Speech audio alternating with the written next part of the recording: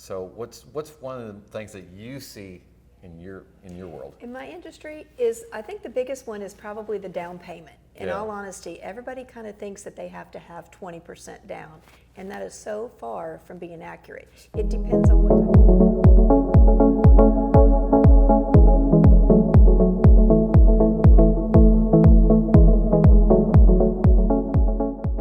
On this episode of Real Estate Mythbusters, we're going to find all the little myths out there that people think about loans and buying a house. I'm Owen Poveda with RE/MAX Preferred Properties. I'm joined today with Kristen Lewis with Mortgage Investors Group. So Kristen, there's a lot of misconceptions out there and misinformation and stuff out there about the home buying process, both on your side with loans and on my side with actually buying the house.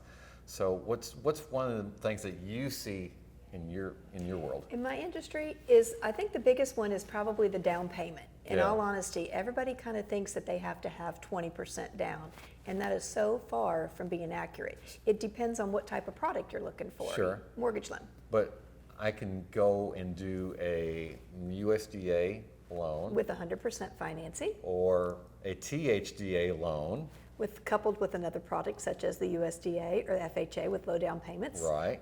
And so basically I can slide into that house with no money out of my pocket or very, very, very little.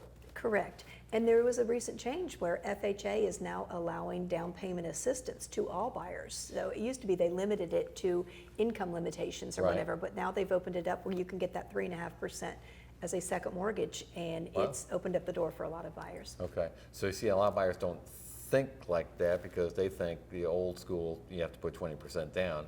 Meanwhile, they're sitting in an apartment, chunking Big money rent away, money away. when they could be applying it towards a home mortgage. Exactly. What about your credit score? I know that's important. Credit scores are very important. I mean, they really are. But a lot of people feel that if they don't have excellent credit and things like that, that they're not going to be able to get qualified for a mortgage loan. And that's, again, another myth. We're going to bust it today because we actually will do credit scores down as low as 600 on certain products. Right. And the thing about it is that at Mortgage Investors Group, we actually, if you've got a credit score that falls below that, we try to work with you to bring that credit score up so that we can get you in a home. Well, very good. So you'll actually help, I guess the word is credit counsel, or you just I kind wouldn't of... exactly say credit counseling, but we do utilize a program that's offered through our credit bureau called Wayfinder, which basically we go in there and say, if we need a 620 credit score, what do we have to do? And then To that get there. credit bureau will actually give us a way to find out how to do it and stuff okay. like that. So it's really beneficial to our customers. Okay, and here's one thing that, this is not a myth, this is actually a fact. I've actually seen buyers before that get pre-approved for their mortgage loan and everything, they're good to go, and then you go start shopping for furniture and a car and... Yeah. Don't do it. Yeah. I mean, So because that's not a myth, that one's a true. that is a true. And a lot of times if customers, because what we're going to do is we're going to look at their debt to income ratio. We're going to look at the amount of money that's going out each month Right. in relation to how much money's coming in. And we've got to be at a certain percentage. Right. Okay. So if you go out there and you buy a new car, or you go out and you finance new furniture and stuff like that, well, what happens is that we have to add those payments into that debt ratio, and sometimes it pushes you up and over. So after we sign everything at the closing, Go buy you a new car. go buy a new car. Tesla if you want it. Yeah, there you go. So, because once you signed all those loan documents and sign and purchased a house, they don't care anymore. They're not going to pull your credit again. We're not pulling your credit anymore. Yeah. It ends the day of closing, Very good. Well, that's kind of neat. the monitoring. Yeah. All right. So one of the other things that I see is every once in a while I have a buyer that go, yeah, I don't want to spend the money on a home inspection because an appraiser's going to go out there and look at the house anyhow. Nope, Yeah, you don't want that. you don't want that, because in all honesty, you and I both know that an appraisal is going to evaluate the market of the home, Right. whereas a home inspection is going to do. Yeah, it's going to look at the whole home, and they really don't care about the value of the home. They're looking at what's wrong with this house. So there's two completely different functions there. They are overlapping a little bit, but not really. But for the most part, and I believe personally that both are important. I mean, an appraisal in most situations is absolutely. I've even had cash buyers do an appraisal. Have you really? I really have. That's awesome. Yeah. So, all right. What else do you see out there? Let's talk about, do you feel like the real estate market values are going down? So I hear that quite a bit, and no, the answer is no. And I know values have gone up quite a bit. I just got my new tax assessment in the mail, and that wasn't pretty. Yes, we did. So that was kind of ugly. But, you know, those values are going to be there because what keeps the value of anything? The supply and demand. And there's no supply out there at all. And it'd be years and years and years before that supply can catch up. And it's still a seller's market because there's just nothing out there. Right.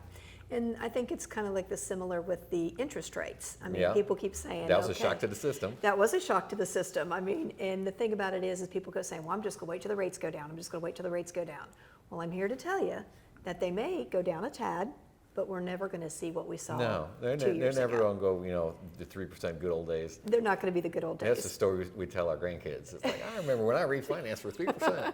And I remember hearing stories saying, I remember my first mortgage was 18%. So, Yeah. you know, Well, my first mortgage was 9.9, and everybody was jumping up and down that it was under 10. So you need perspective. you need to put a little on perspective that. in this. And if you look at that perspective, the rates where they are today are really pretty historically about average. Exactly. So, you know, it's just the adjustment because, you know, you remember all those the good old days, and it's just, you know, it's different. Times change. Times have changed. Yeah. So. But what can you do if you buy a house today, and let's say, you know, 5 years from now, rates do go down considerably? What do you do then? That's easy enough. All we do is we refinance it. We'll do Oh, a yeah, that's what I did back in 2020. Yes, you did. I remember that. But we will just actually go in and we will do a refinance where we can actually lower the interest rate, Right. you know, based on current rates, and it's minimal money to do it. Right. You'll save tremendously on the insurance, on the interest money that your monthly That you're payment. paying over the life of the loan. Right. Absolutely. Exactly. So it's worth doing that. And a lot of times, after homes appreciate, which we all hope for, is that it can eliminate private mortgage insurance. Ooh, I forgot about PMI. Forgot about PMI, and Yep. that is a big savings, and it's sometimes well worthwhile to refinance and get a lower interest rate and drop that. And drop the PMI all Drop at the the same PMI. time. Because when you do refinance, you're doing a new appraisal, Yes, we are. and you're reestablishing that value, and you'll probably, because the housing prices have increased, drop below that That level. level. Yep, Very good. exactly. What about the conditions of homes? You know, so if you're selling your home, you don't necessarily have to have that home in like perfect condition. There are some things there that, you know, a lot of times when I go do a, you know, listing presentation, I actually look at the home and see what's going to be an issue. And, you know, a lot of times it's easy things to fix. And, you know, and by fix, it's not necessarily cosmetic type stuff. Somebody else can do that. But, you know, safety related items, because that's going to be the surefire deal killer.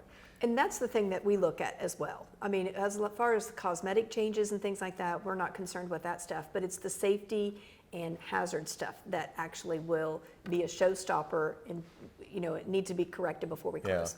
Yeah, and that, you know, you just kind of reminded me of something else is, you know, not all real estate agents, not all loan officers are created equal.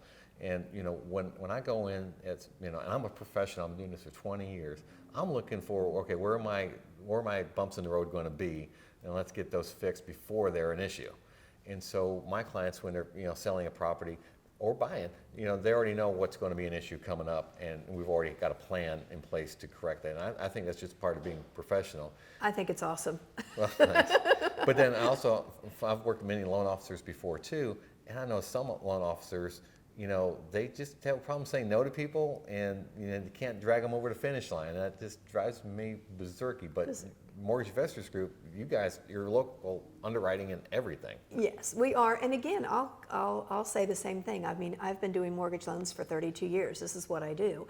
And so it's to a customer's advantage to come in and get pre-qualified by someone that has been in the business, that knows the products and things like that, and works with a company like Mortgage Investors Group that does Right. all local underwriting, does all, I mean, everything is handled straight out of the office. And if we need answers, if we need stuff rushed, if we need something done, we can get it done. So you're not having to call New York City for anything? No, not at all. Good. And, you know, Mortgage Investors Group's a big company with, you know, some nice back office strength, to the point that you guys are the #1 THDA lender in the state, aren't you? We most certainly are. So that must mean you're doing something right. We're doing something right, So, yes. very good. All right, I think we've, clobbered a bunch of myths today. I think we have, and we could always clobber more if we need to. You probably can. All right, so if you're on your home buying or selling journey, call me for all your real estate needs, and you call Kristen for all your mortgage needs. Yes. All right, take care.